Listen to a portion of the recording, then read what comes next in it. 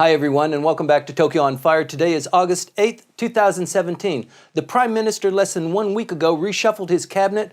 Among one of the most amazing picks is Kono Taro as his foreign minister.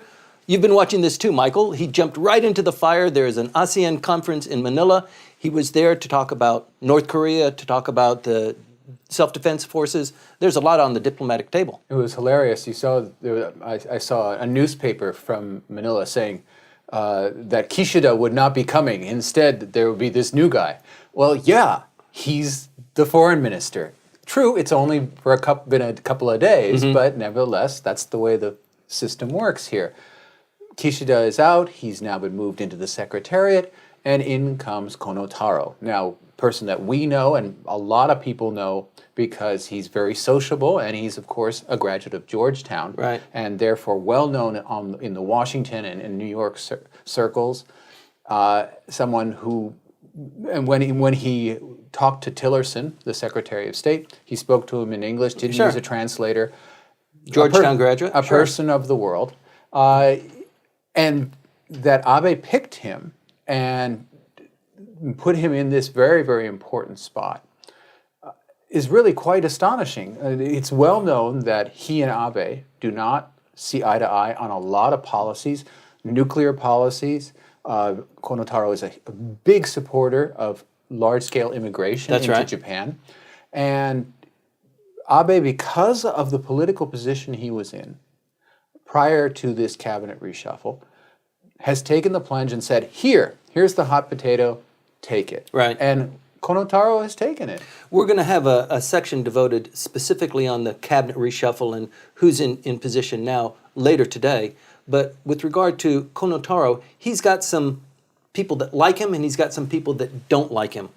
His policies and his stance on certain issues, as you just mentioned. And also just his personality and the way he comports himself.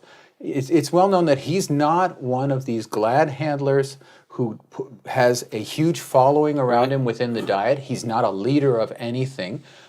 He is very much on his own pace, on his own speed, and his office is not a big social center. In fact, people say, we've never been to his office. He's really quite out there. But this was by design. I mean, I think your point is, this is part of the Abe design because what he wants in this new cabinet is stability. He wants, this is his second cabinet post. Yeah. And so he's seasoned. He's seasoned, but he's also seen as a potential rival. He has run for the presidency of the LDP. And he's like Noda Seiko, who was put in at General Affairs. Bringing Kono Taro in brings in these potential critics, potential rivals, and brings them in really close to the Prime Minister. Right. And the trick is going to be how Kono Taro is going to be at one time the outsider and the insider. Okay, but the Prime Minister's approval rating took a nice tick up. Yeah. And you can't say that wasn't because of Kono Taro's inclusion. I would say that it is because of his inclusion. If you look deep into the Kyoto figures, for example, or the NHK figures that were released yesterday, the NHK polls seem to indicate that most of the cabinet picks were a wash, but that there was a great deal of support, not hot support, but sort of a lukewarm support for Kono Taro as foreign minister, even more so than Noda Seiko. Positive anticipation. And positive anticipation for him. It's lukewarm, but nevertheless, it was different from everybody else's in that the 4 points in the NHK poll that the Prime Minister regained in popularity can be almost entirely attributed to Kono Taro. And that's kind of strange because Kono Taro is... Right. It is strange, isn't it? He's an odd bird. He's an exceptionally admirable person. I mean, he had surgery to save his father's life. The better known Kono Yohei, who was the Speaker of the House. And who was the Speaker of the House and who is the Kono of the Kono statement regarding the comfort women. When he developed liver cancer, Kono Taro went under the knife and donated a part of his liver, and both of them are alive today. One of the things that's interesting about that is that that was an illegal operation before the law was changed. And the law was changed by the fellow who hired me out of law school, Nakayama Taro, who was a medical doctor previously, and they changed the law on organ transplants. And one of the first people to go under the blade was Kono Taro. Yeah, so this is interesting. This is so we have our own close knowledge of this. Kono is also one of the few LDP members who has ever voted against the party in plenary session. He did that during the time the DP was in power. And I spoke with him a few years later. He said, that was the worst mistake I ever made. I was frozen. Well, he hasn't appeared on the show yet. So. That will certainly be his worst. But the second worst, he said, I will never do that again. Sure, it was great. It burnished my reputation. No one spoke to me for a year within the party. Sounds familiar, doesn't it? Yeah, just complete freeze out. And that's one of the things you have to understand about the LDP and its ability to psychologically punish those who have the temerity. Well, it says something about his character too, doesn't it? Yeah. I mean, because he took the same stance on the nuclear issue. Very unpopular. Well, very popular, but very unpopular within the ranks of the LDP. And he still did that, even though he knew that he would catch some heat for it, but he stood his ground. Yeah, and when he took over in his ministerial position, the first time Abe was given a ministerial position, he established basically a mini GRU, this government revitalization unit that the Democratic Party had put into power when it was elected in 2009, of bringing in bureaucrats and coming in, explain your program to me. He set up his own mini kangaroo court for the bureaucrats, which is completely against what Abe and particularly Suga want. They want the bureaucrats happy, fat, and under control. And wow, here comes Kono Taro, and he starts grilling bureaucrats about this, that, and the other thing, particularly the Monju project, saying, why isn't this thing shut down? What the hell is this? How much money are you guys going to spend? This duck is dead. It's been dead for 15 years. That's right. And wow, did he and there was nothing Abe could do. He'd put him in that position. The same won't happen here.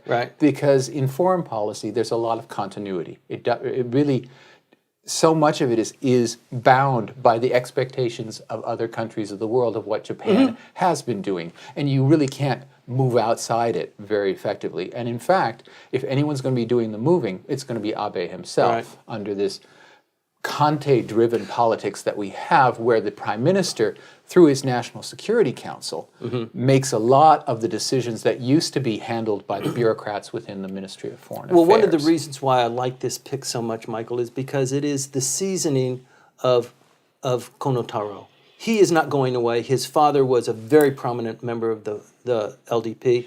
He will also, he's still, young in his career. He's been a Diet member for maybe 25 years.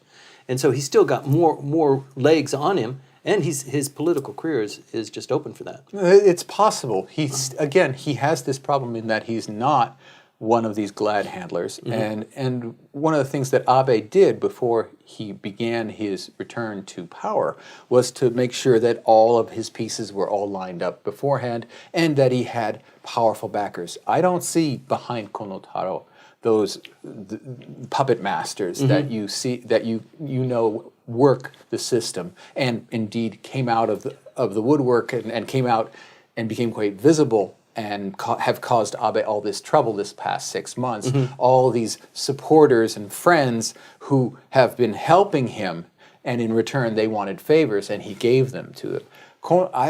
There's no quid pro quo in Kono's background that I can see. Right.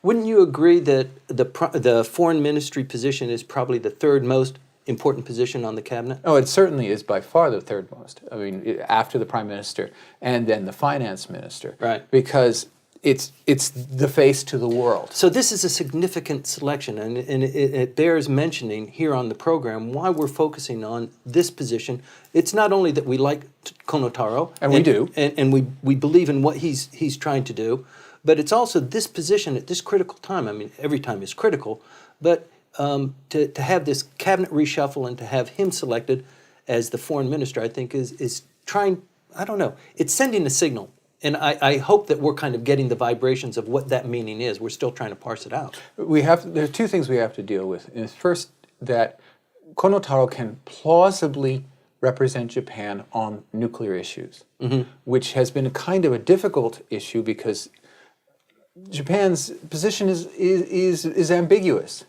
It's pro-nuclear in terms of civilian nuclear power, but right now none of its nuclear reactors are working. It's anti-nuclear in terms of its military stance, but it relies on the United States entirely for its deterrent. And we have the problem of North Korea. Right. And it's developing missile and nuclear capabilities. Kono Taro presents that wonderful space, halfway between the United States and halfway between Tokyo, half in the nuclear camp, but half out of it. He can say, I'm not even for nuclear on the civilian side. I'm not ambiguous about this at all.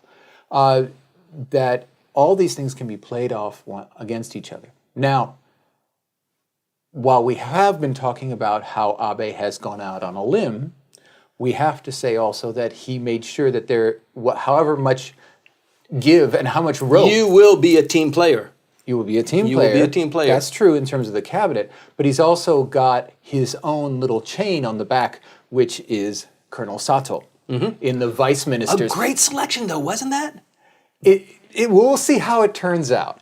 It depends on how much the Koreans are going to let bygones. I thought it was genius.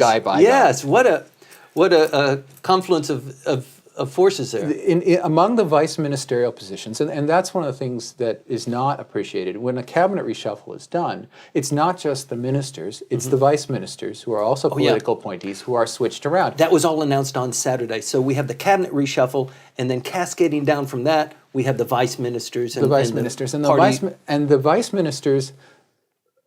Abe could have really messed up the vice ministerial positions by putting in, again, friends of Abe, and absolutely packing it with rewards for other people.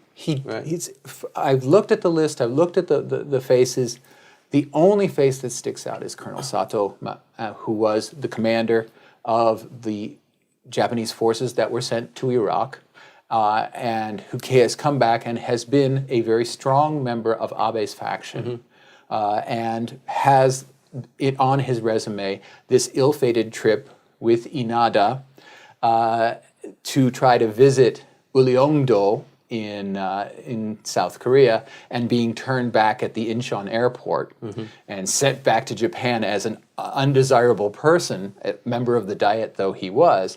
And of course, there's also that very famous photograph of him with his fist in the face of the DPJ member who's trying to stop the security legislation. I imagine that's framed on his office wall. I hope it is, because I hope he has a sense of humor, because what he was doing was trying to keep the DPJ people from all tumbling onto the speaker, but someone caught that shot, well, more than one photographer caught that shot, as there are all signs of angles, and it looks like he's absolutely clobbering that DPJ member.